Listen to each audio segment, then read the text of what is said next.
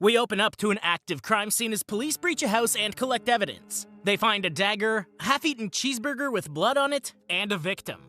Did you want more setup than that? Well, too bad. We jump straight over to a weird grocery store, and the quality of the movie is already so clear. We know exactly the kind of movie we're about to watch. I'm so ready for this. We meet Bianca and Emma while they shop for supplies, and they eventually finish up. Bianca talks about how she's always felt comfortable at supermarkets, and she spots some cherry cola on the shelf. Of course, this leads to the idea of getting ice cream, and Emma tells Bianca all about ice cream soda. Emma admits that she learned about the recipe from chess camp, and she expects Bianca to make fun of her. Instead, Bianca seems fascinated about the fact that someone actually went to something called chess camp. Emma gets talking about a guy that she ended up liking from the camp, and the two girls head to the counter to pay. At the counter, they meet Emma, and Bianca has Emma talk about the hot guy at chess camp in front of Emma. Emma isn't too comfortable with this conversation, but Bianca just won't stop pushing until she opens up about the dirty secrets of their passionate night. After paying, Emma tells Bianca about how she doesn't want all the girls in town to know about her personal life, like she's still a virgin, but Bianca points out that she still is one. If you think that's a little awkward, Bianca asks Emma if the chess camp dude put it in her or not, and she asks loud enough for the whole store to hear. Also, it turns out that she's not a virgin after all. Congratulations? After hearing about this, Bianca tells Emma not to come over to her job tonight, and she assures her that she's got it all under control. Bianca leaves Emma there alone, and she makes a phone call as she walks down the sidewalk. She's talking to Charlie, and she wants to make sure he brings something important that night. Suddenly, Rob pops up, and he asks her where she plans to go next. When she mentions that she's going to a babysitting job, he can't believe his ears. Bianca kindly tells Rob not to come over tonight, but he leaves it open-ended before driving off. Meanwhile, Sam and Paquita are still getting ready to go out for the evening, but she starts to question if they should leave their daughter with a complete stranger. Sam assures her that they deserve tonight, and he reminds her that Bianca has great recommendations. And just like that, all of Paquita's worries are gone. Sam tries to get a little frisky with Paquita while she keeps getting ready, but she quickly puts a stop to that. Outside, Bianca arrives at the apartment, and she makes her way to the front door. When Paquita answers, she greets Bianca with a bit of a cold expression, and she calls Sam downstairs to meet her. Once Sam comes down, Paquita leaves him to show Bianca around the house. We've seen enough babysitter and nanny movies to know that you shouldn't leave the husband with the nanny. You're just asking for trouble now. The two of them head to the kitchen and he grabs a beer before telling her to stop with all of the formalities. He checks to see if she knows who he is, and she tells him that she knows he's a famous plastic surgeon who's worked on some of her friends. Just as the two of them start getting a little comfortable with each other, Nicole pops up and meets Bianca. Nicole makes it clear that she's already told her parents that she doesn't need a nanny, but Paquita pops up to show Bianca around the rest of the house. Eventually, the parents tell Bianca and Nicole goodbye, and they get the rundown on the rules. Once Nicole and Bianca are alone, Bianca heads to the living room to get a little better acquainted with Nicole, who's watching kitty cartoons. Of course, that doesn't last long, but it's actually Bianca who pulls out a horror DVD and asks Nicole if she wants nachos or gummies for dinner. No wonder Bianca comes with the best recommendations. She's already breaking two of the biggest rules that Paquita just told her. All that's left is staying up late and having boys over. I have a feeling those rules will be broken momentarily. During dinner, Paquita calls Nicole to check in, and she tells Bianca that she should put Nicole to bed soon. Too bad they still have a horror movie to finish. Soon, Emma calls to check in, but Bianca assures her that everything is in order here before hanging up. Emma sits in her bed and sulks for a moment before calling her dog over to spend some time with her. Meanwhile, Bianca pulls out a cigarette and lights it up in front of Nicole. After taking a puff or two, she tells her that it's time for bed. If this is you, I'm not hating, but Nicole's 13 and still asking for bedtime stories and to be tucked in. Is this normal now? My bedtime story is a horror YouTube video as I pass out. When Bianca goes to leave Nicole in her room, she notices a picture of her and a boy, and she asks if she's done anything with him. Nicole blows her off, and she decides to tell Bianca a bedtime story of her own about Jimmy the Fumigator. Jimmy was a perverted murderer that broke out of jail, but he used to break into houses to have his way with nannies before killing them. Why is the girl that's not allowed to watch horror movies the one telling stories about sexually deviant mutilators? This girl's twisted. Bianca's had enough of the story though, and she makes her way back out to the bathroom to brush her teeth. Meanwhile, Nicole scrolls through her phone and looks out the window to find a figure coming over the hill. When she turns the light on, the figure disappears, and she decides that this is a good time to go to sleep. Bianca hops into the shower and she has a little self-pleasuring fun with her best bathroom buddy. When we see the floor of the shower, we can see that she's bleeding somehow though. Afterwards, she heads back to the living room to have an ice cream float while watching dirty movies on the TV. Soon, the power goes out, and she heads upstairs to check on Nicole. After seeing that the girl is passed out, she heads down to the basement with a golf club in hand.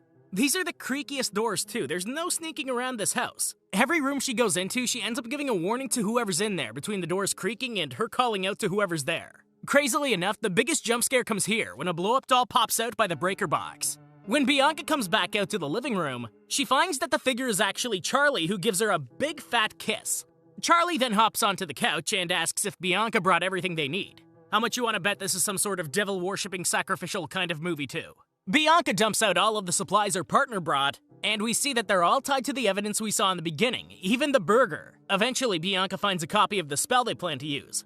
See, sacrificial cult stuff. This movie is top tier about it though. We get a whole history class on Lucifera, who's the demon praised by their online lesbian satanic sect. This is fantastic. Apparently this sacrifices their way into the ranks of the Lucifera lesbians. I'm not making any of this up, by the way. This is all straight from the movie. The girls head up to the bedroom and they drug Nicole with the chloroform. When she wakes up, she finds Charlie eating the burger and she sees a camcorder set up. Then Bianca comes into the room with the dagger, and the girls get ready to carry out the ritual.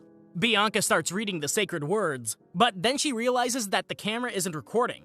After Charlie gets the camera going, she takes a quick selfie before coming back. Bianca starts the ritual all over again, but suddenly, the doorbell starts ringing.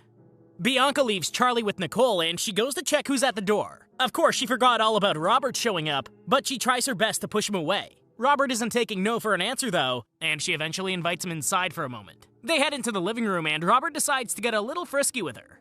I'm not one to hate on a movie, but the dialogue is ridiculously raw. I'm sorry, Bianca literally hits Robert in the head with a dildo and he starts bleeding all over the couch while unconscious. What was that thing made of?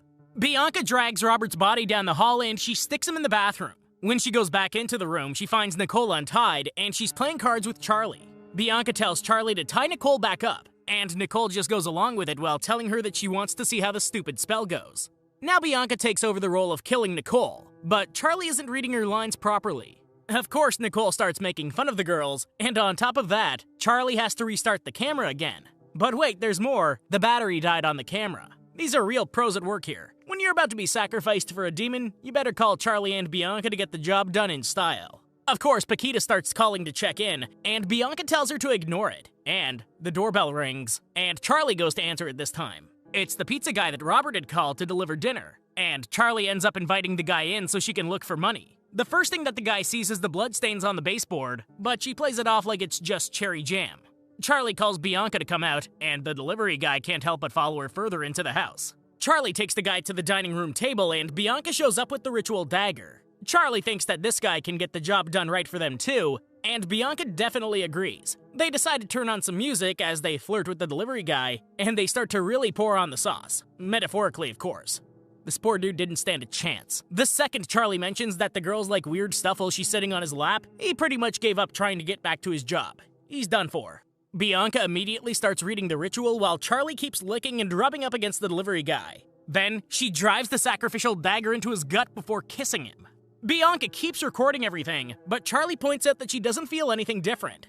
Charlie thinks that the delivery guy wasn't actually a virgin, and Bianca tries to ask him before he dies. The delivery guy admits that he got with his cousin one time, so his death was in vain after all. Suddenly, the power cuts back off, and the girls rush to the bathroom to find that Nicole has freed herself. Bianca sends Charlie outside to look for Nicole, and she decides that she'll keep looking inside. You know, for a house that has no power, it sure does have an ominous red glow coming from the windows. The girls look all over, but Charlie can't find any signs of Nicole. Then she gets the grand idea to check out the garbage that's glowing red. Once inside, she heads over to the refrigerator that's cracked open, and she ends up dropping a bear trap onto her foot. At least I think it's a bear trap. The red glow and dark lighting really make it hard to make anything out. Either way, her foot's messed up now, and she doesn't look like she's going anywhere in a hurry anymore. Inside, Bianca makes her way back out to the living room, and she finds a figure shrouded in the middle of the floor. As Bianca gets closer to the figure, she stabs it, but all she hears is air escaping. It turns out to be the blow-up doll that was in the closet earlier, and she goes back to searching for Nicole. But Nicole has found her instead in the hallway. This time, she has a nail gun. Nicole brutally shoots nails at Bianca, and Charlie sneaks up behind her. Nicole slams her foot onto Charlie's messed up foot, and it snaps right off. Seriously, her foot literally pops out of the leg bone. Nicole's brutal. She sends one of those nails right into Charlie's eyes, and she turns her attention back to Bianca. Nicole pulls the trigger again, but it looks as though she's out of nails. Bianca takes this chance to slowly limp down the hallway after Nicole, who makes it outside before Bianca can even get any sort of speed. Naturally, Nicole falls down, and Bianca catches right up to her. She punches Nicole one time, and she passes out. When Nicole comes to, she's back in the bedroom with the camera pointed at her again. Nicole tries to barter with Bianca, but money doesn't mean anything to her in comparison to the glory of Lucifera. Bianca starts the ritual all over again, but just when she goes to stab Nicole, she gets a poker right through the chest. Hey, it's Rob! At least that dildo didn't actually kill him. That would have been embarrassing. The two of them make it outside and they jump right into his car. Rob tells her that he's taking her to the hospital and she can call her parents there. Next, we see the police breaching Nicole's house again, and it makes a whole lot more sense now. When the officers get to where Bianca was, she finds that the body is gone. Later, Paquita and Sam pop up to find the house is an active crime scene, and the police try to keep them out. Paquita barges right through them though, and she lets out a blood-curdling scream. Sam asks the police where Nicole and Bianca are, but all the police can say is that Nicole is actually missing. We watch as Rob's car drives all the way down a hillside highway, and he assures Nicole that everything will be fine before he jabs her in the neck with a sedative. Triple crossing! He straight up murdered Bianca though. What, are sacrificing cults competing for virgins or something? Rob carries Nicole into a room full of people wearing masks, and he lays her down in front of the two oldest devil worshippers I've ever seen. Rob gives the camera a wink, and then the credits roll. There's a mid-credit scene though. It turns out that Jimmy the Fumigator is actually real. Yeah, this was definitely low budget, but somehow it actually managed to pull off some really entertaining moments. We've definitely seen way worse. Give it a shot. Thanks for watching, and I hope you enjoyed the video. Don't forget to like and subscribe for more like this one. Comment what you think I should watch next, and I'll see you in the next video.